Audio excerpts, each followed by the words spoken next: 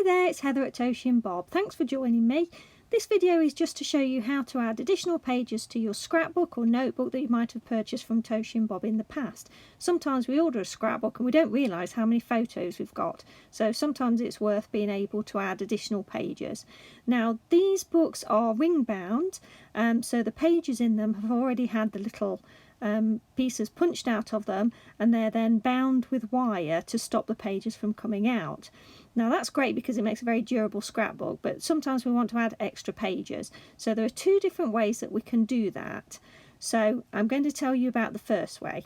Now how you would do this without, hopefully very gently, without disrupting your scrapbook, is open the book up on the very last page with the back cover on your right hand side. You can see there, that's where you can make a gap in your binding. If you're very gentle, you can just pull the binding apart. Now obviously you've got to be very careful not to distort the binding when you're doing this, and when you press it back together again you've got to be careful because you can make it a slightly odd size. So what you need to do is just pull those wires apart slightly, and it just makes a nice gap so that you can take the back cover off, and then you can just wind round the binding, and you can remove that completely. You can then add additional sheets in and then just pop the binding back in, and it can be a little bit tricky to do, so you've got to be ever so careful not to distort the wire.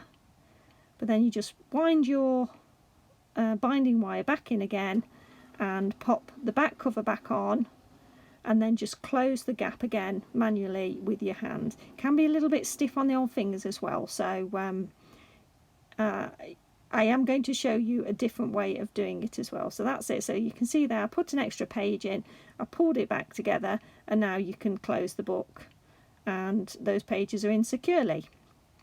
Now the second way of adding a page is to actually clip down the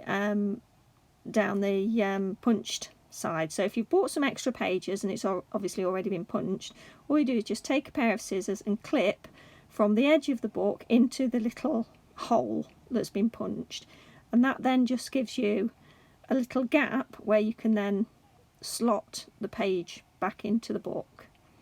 You can actually do this if you've got a sketchbook. It's quite good if you don't want to get paint and things onto the rest of your book. You can very carefully snip the pages and then pop them into the book and take them out of the book.